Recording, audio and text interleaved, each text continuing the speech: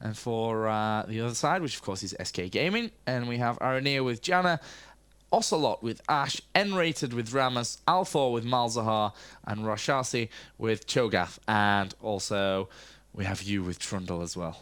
Wow. Awesome. Like it's really important. But yeah, we're getting all readied up. I have to actually note that Ocelot's the slowest loader I've seen in a long time. Whoa, that's loud. Whoop. Okay, so we do have your game sounds. Just slightly deafening there for a second. But there we go. We should be all fine now. Give us some sound. But yeah, whatever you are seeing, so is everyone else. So give them a treat. Yeah, they start like the same. They both have wards. Jaina say ward the other buffs. Alto already stacked his 5 summon Voidling, so if it will be a level 1 fight, he has this huge Voidling fighting for him. Wet Dream Peak. Yeah, they're just waiting. I don't think they wanna take a fight on level 1 because Team SK don't have any exhaust, which is a real big advantage at level 1 fights. And they've got that ward in quite deep there now. Yeah, right. And I don't... Let's see if we see something. No.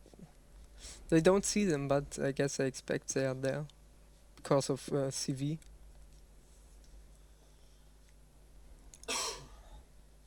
Minions have spawned. You have to excuse me as well. I am still a little bit ill, so every so often turning the microphone off and trying not to die a horrible death on live TV. That wouldn't be cool. But yeah, they're just feeling out here, and Ocelot a little bit nervous to peek out into the brush there, but it's all good. Of course, we have the ward down. We are going to see Swain moving back over now. Yeah, this is another game with Team Birds on the downside, the lower side of the map, which with the red buff for the range carry, which is a huge advantage at early game. They have quite similar items. Aranea is staying back, so Ocelot can get a higher level than the support, because a range carry on level 2 is much better than a Jaina on level 2. So Yanida is doing mid against Altor. And peak against Rashasi top.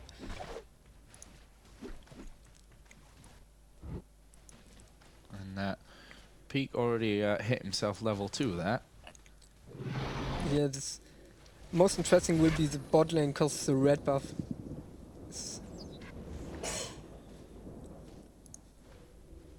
And what do you think to, you said that Swain is somewhat of an unusual pick maybe. What do you think to his viability in a game like this? I mean, where do his strengths and weaknesses lie? He's a real tanky range carry, a real tanky caster.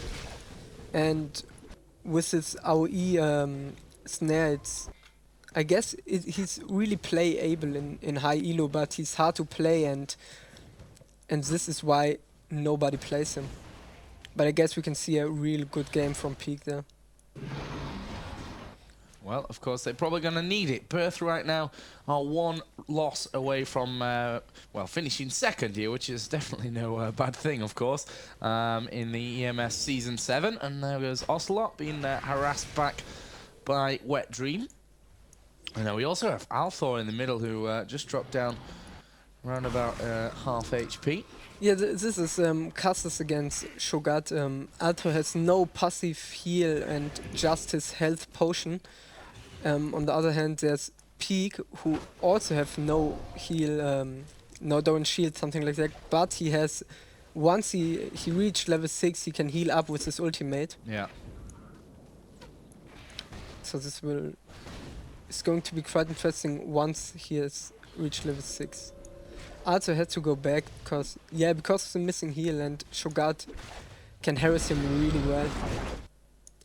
Meanwhile, down lane they're forced to stay at tower because of the red buff. It's nothing they can do against it. Blue buff for peak now. He needed to hold the lane against Shugat. But what's Yeah. doing? And it's maybe worth just like talking about what the red and the blue buff does. I mean, blue buff obviously giving you that increased mana regeneration. Yeah, And of course also your cooldown reduction. yeah, the 18.5% cooldown reduction, which is really great, and nearly endless mana for spamming and Yeah. just harassing. Right now, Ocelot still having to hug that tunnel. They've actually the red buffs ran away from Red Dream now, but then they've got this this top bush warded as well, which is obviously going to give them a nice line of sight over their opponents. And yeah, the bad communication. The one flashed and Pingus ran back could probably be a kill, but yeah, wasn't a good communication. Let's see, Red Room had 32 creep kills and Onslaught just 21 because of the red buff advantage on early game. Now he goes back to buy a ward. They need a defensive to protect them from jungle, but normally Usoft should do it. Now Usoft is still laning and farming, and Red Room need to buy ward. Nice bit of damage done there onto Aranea. And we are going to see N-rated coming in for a cheeky move, and well, Yeah. nicely defended there by Ozaft. Really great tosses. Was awesome. Keeps him N-rated completely away, and Ramos goes running off looking all sad. He wasn't able There to is do a anything. Peak hit level 6 and now he just leech himself up. This is quite no problem now to handle. Yeah, he saw him coming Yeah. top. Got the ward. That ward there just off to the right hand side, and Peak's like, it's no problem for me. You go in nowhere fast, you're not going to be able to catch me. Obviously that leaves Cho'Gath here in middle. Just to do what he wants. Yeah, you can free farm and Although N-rated The might N-rate- cause him some problems. enrich will death. This was a good placed ward which saved him a lot. Now We have Shen moving around the middle to lower area. Actually, there is a ward in that bush, so it's not And- something that's going to cause them any problems. yes, this was maybe he could taunt them. He was in range, I guess, but yeah. And that lower lane. Once Red Dream hits 6 and nah, he won't shoot arrow immediately. They're doing red buff for him, I guess. This is a typical early farm game. They're just farming both sides, and in a way it looks real similar to both of them. There is Pete just healing up. Right, we'll have to back away then. Not much. Yeah, you don't have much mana, but always after a kill he gets enough mana rec to at least stay in lane, but he isn't able to harass without enough mana. Ooh, and we've got Aranea here who, with the help of her ward, has just N-rated removed is coming for XP. Oh, He's taunted. this could be bad, and there yeah. goes the ulti, and well, That's the Pete first will blood. go down. An First enemy blood has after been 8 minutes. Well, let's call it 9 And- minutes. Meanwhile, Aranaya and oh my god, this flash from oh my god, yeah, okay, they Oh, get no, it's Aranaya. slow. been slain. And Wet Dream, and that's one of the things about Ash, you know, you've got those slow arrows, and well, how do you get away from that? You've got no flash, you've got no escape. Yes, this is they both play a really support Jenna with heal, which is not so defensive, like you could think. Heal is good for the group, but if somebody Ashe once hit you and your Ashe isn't protecting, yeah, they dive it with. No, they don't dive with N-rated, is it? Ocelot down fairly low there. He does have health potion to get him all back up and healthy. And there was a ping, and we are going to see the blue buff done once again here for Peak. This is a farm game.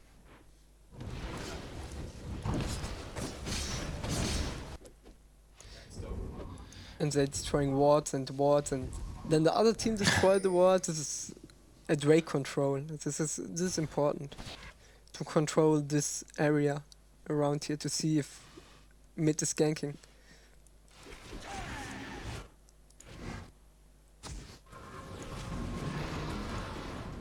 And as you rightly mentioned, very much a farm game at this stage. No real big pusher. Of course, we've seen those 2 kills. We might see something from Peak up top, actually, who's actually going to get in behind Rashasi. But he on this level he can't do any damage, and he knew he can't kill a Shogat alone. He have no real nuke. He needs his team to do damage. Well, we have Ramos with N-rated just moving in there. And yeah, the forward ward that I think Peak put down there just on his way back, which is in the kind of top right bush there. And obviously that gives him a nice sight when obviously Ramos is farming up at the jungling up at that top right area. Yeah, he's totally safe top. And this is also something they need, because Ramos is a much more offensive. Yeah, this was a useless ultimate by Alto. Ramos is much more offensive than Shen is. Shen is for his ultimate and he can protect somebody, but Ramos is a real great tank and also a damage dealer on early levels. Now he comes and Peak is porting and he's gone. Peak just marking up those 2 players there. He saw Ramos is coming and I guess he knew he couldn't get away. And yeah. Yeah, Peak's bottom here, and Ocelot, will he get caught in the binds? Yes, he will. And Well, Peak's knocked away. This could be not so great. Ocelot trying to work out, and he has got himself out of the fight, and will survive that one. It was a cheeky move, nicely worked out from Peak, but, well, not quite there, maybe. Not quite. Nearly gone wrong. Nearly gone wrong. But still, it's just amazing how much he can heal. Yeah, already just instantly full. Right. Right Now they're gathering up for Drake. They don't. Alto has two less life to fight properly. Yeah. They don't want to fight. It's warded by both teams, so they know exactly how that's going to be. And N-rated just moving in there to the back, and they will get rid of it. Meanwhile, Wet Dream is pushing top and farm and farm and farm. And do quite a lot of damage actually to that tower up top. It could go down. Cho'Gath still just running back. He's at the tower before, and well, the creeps are all dead, so Wet Dream has to come back anyway. And of course, he's swapped lanes with Peak, who's now quite happily farming bottom. But Wet Dream and Cho'Gath there up at top. And there goes the stun.